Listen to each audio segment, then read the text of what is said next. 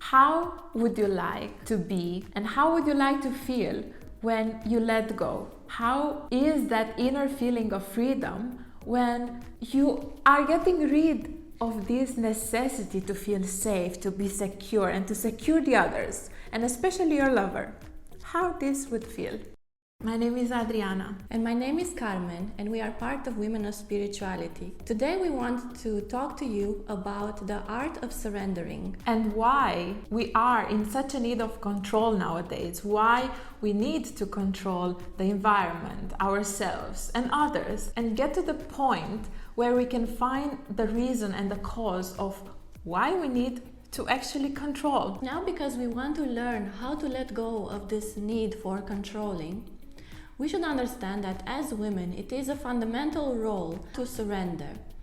Learning how to surrender is a very feminine quality and belongs to women that have an awakened feminine, let's say, manifestation of their qualities, that they know when to surrender and when it is the moment to take control. Because you also need sometimes to stand up for yourself. You also need to take initiative in some situations. So if we take a moment when, for example, we were in school and somebody said something about us that we didn't like, or something happened on the street or with our friends when we were playing, and we were having this need to go back to our nest, back in the family, or there where we were feeling safe and we were feeling good about ourselves, because this unsafety feeling was creating a feeling of separation inside of us. When we surrender, it is like an act of courage that we manifest in a very feminine way. It is like the way in which the female heroine manifests, unlike the masculine hero, which goes and fights and asserts himself.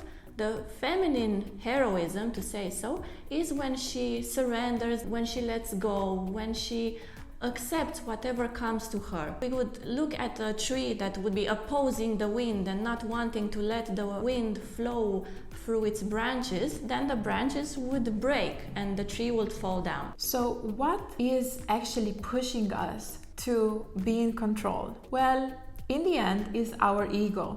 And our ego is the one who is pushing us to want to be safe, who wants to put us in controlling everything around us. But in the end, the only thing that we can control is only our thoughts, our emotions, our behavior. And this is what we should focus on in order to understand how is this attitude and how we can transform it. We resemble very much the forces of nature. And if you look around at how nature manifests, we can see that even though human beings are trying to build buildings, fences, and to tame nature, nature always knows how to find its ways around any kind of man-made structure. It knows how to flow around the buildings, how to grow leaves, how to expand itself without opposing, without complaining, without asserting itself in an aggressive way. It is true that there are situations in which we need to take control. We need to harmoniously stand up for yourself. And in this respect, there is a very beautiful poem that I love very much. It's called the Serenity Prayer.